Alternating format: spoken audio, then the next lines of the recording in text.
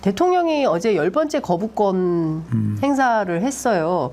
어제 집회는 안 나오셨더라고요. 예, 어제 초선 의원 연찬회 이제 하고 있었고 저희 당에서 양정숙 의원님이 아마 가셨을 거예요. 아, 그래요? 예, 근데 저희는 당선인들은 사실 네.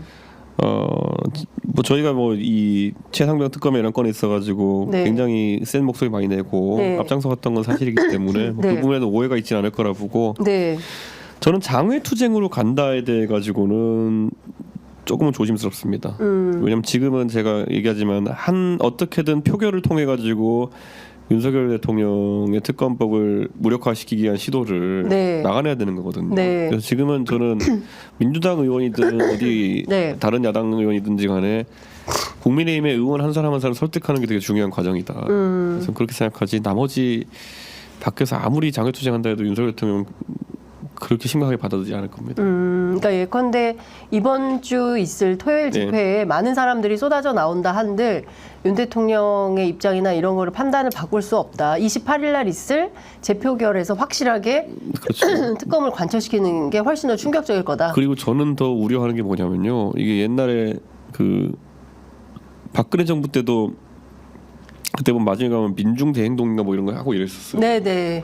근데 그렇게 가면은 어쩔 수 없이 장외라고 하는 거는 원내에 있는 정당이라는 것들을 초월해서 많은 단체나 이제 관계인들이 모여가지고 이 일을 이제 계속 언급하는 건데 네. 굉장히 다양한 주장이 혼입됩니다. 네.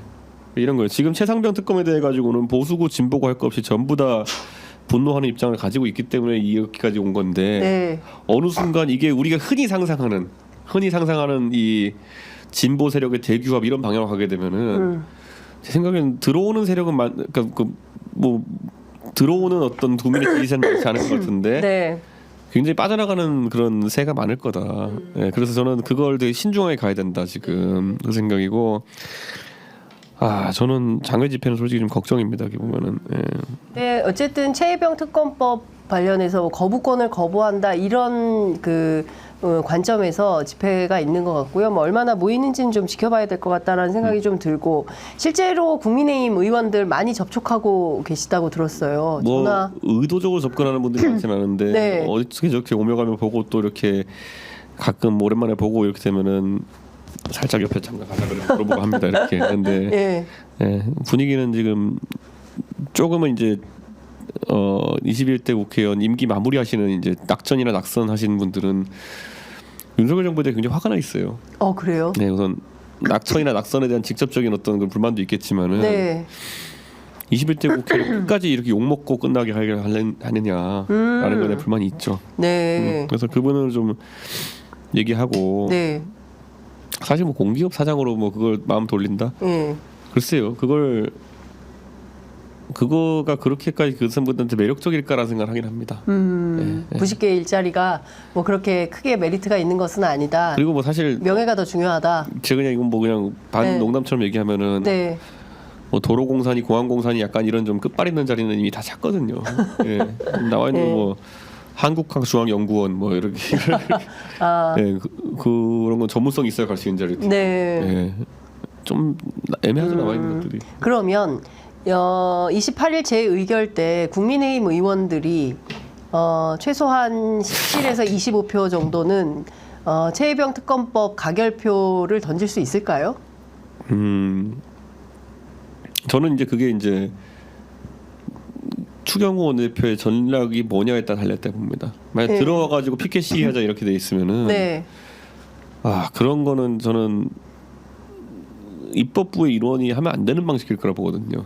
근데 지금 나오는 얘기는 본회의장에 출석은 하고 네. 그리고 피켓 시위하면서 표결에는 참여 안 하는 걸 일종의 당론으로 정해서 버티는 방법을 고민 중이라는 거잖아요. 그렇죠. 근데 저는 왜 버텨야 되죠가 우선 설명이 안 될 것 같거든요. 네. 그러니까 이게 사람들이 싸우는 것도 옛날 우리가 베트남 전쟁에서 남베트남과 북베트남에 싸울 때 남베트남의 장비도 좋은 거 갖다 주고 아무리 그래도 어느 순간에는 우리가 왜 싸우는 거지에 대한 의식이 사라지니까 속절없이 밀렸다는 거 아닙니까? 지금 그러니까 결국 국민의힘 의원들이 앉아 있으면 우리가 왜 싸워야 되는지를 어떻게 설명할까요? 추경호 대표가 누구를 위해서? 우리 알아주지 않고 우리 괴롭히던 대통령을 위해서 아니면 김건희 여사를 위해서 이해가 안 갈 거거든요. 근데 지금까지는 그런 방향으로 움직였던 거 아닙니까? 뭐 대표도 자르고 그다음에 출마도 못하게 하고 그런 거잖아요. 그런 거 따라다니다 망했다. 그런 거 생각하는 거죠. 네. 우리가 제가 엄석대 얘기 계속하지만 엄석대가 그 엄석대 권력 유지할 수 있는 거는요. 네. 엄석대 랜드에 껴 있으면은 그래도 중간은 간다라는 그 신뢰가 있을 때 그런 거고요. 당임 선생이 엄석대 한번 후드로 팬 다음부터는 야, 엄석대도 이제는 갔구나 그러면 그 다음부터는 다 이제 엄석대 비리가 폭로되고 이렇게 하는 거잖아요. 저는 지금 국민의힘에서 대통령 쫓아다니다가 잘된 사람이 있을까요 지금? 그러니까 좀 국민의힘 의원들도 다 생각이 있으면 이번에는 합리적이고 상식적인 결정을 할 거다. 이번에 뭐 제가 봤을 때는 거기에 피켓 들고 있으면은 다음 총선이 언제든 뭐 하든 간에 박제될 텐데. 그렇겠죠. 그게 계속 떠돌아다니겠죠. 그럼 다음 선거에 본인 정치 인생에도 상당히 해를 끼칠 수 있는데 오늘 아침 라디오에 나와서 뭐 말씀하신 조혜진 의원이나 이런 거 보면 실제 특검법에 대해서는 또 그렇게 호의적이지 않고 민주당 주도로 뭔가 전국이 운영되는 것에 대해서도 상당한 불쾌감을 갖고 있는 것 같던데요. 뭐 제가 봤을 때는 그 이런 게 있는 것 같아요. 경상도에서 이제 정치하시는 의원님들은 의도적으로라도 조혜진 의원 훌륭하신 분이지만 경상도의 민심을 그냥 민심이라 받아들이면 곤란합니다. 그거는. 이건 영남 비하도 아니고요. 영남에서 어떤 정책에 대한 민심이 있는 것을 국회의원은 민의를 받들어야 되는 건데 그걸 기반으로 판단하시면 굉장히 실패합니다. 그거는. 저는 예를 들어 저는 언론에서 가서 물어봤으면 좋겠어요. 저는 최소한 이번 전당대회에 만약 출마할 의향이 있는 사람이라면은 언론이 찍어가지고 다 물어봐야 된다 봅니다. 투표할 거냐, 뭐 가표 찍을 거냐, 부표 찍을 거냐. 옛날에 우리 그런 취재 많이 했었어요. 도망 다니면 도망 다녔다고 기사 내야 된다 봅니다. 그게 뭐냐면 저는 이번에 국민의힘 전당대회가 사실 여권이 변할 수 있느냐에 굉장히 중요한 바로미터가 될 텐데 저는 당장 뭐 한동훈 위원장이 나오고 싶으면은 답해보라고 하는 거죠. 그 최상병 특검에 대해 가지고 당 대표가 되면은 뭐 21대 따면 22대 때 또 할 텐데. 찬성 표결을 지시하겠느냐 아니면 반대 표결을 지시하겠느냐 당 대표로서 아니면 자유투표 열어버릴 거냐 입장을 명확히 물어야죠. 그러니까 저는 언론이 이제 그 역할을 할 때가 왔다 이렇게 봅니다.